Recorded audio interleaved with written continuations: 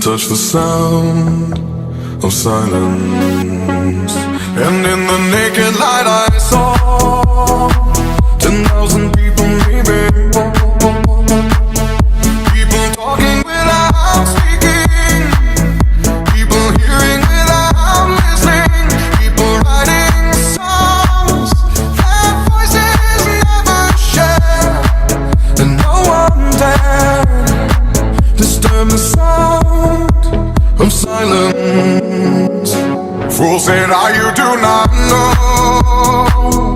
Silence like a cancer grows. Hear my words and I might teach you. Play my arms and I might reach you. But my words, like silent raindrops, fell and echoed in the wells of silence.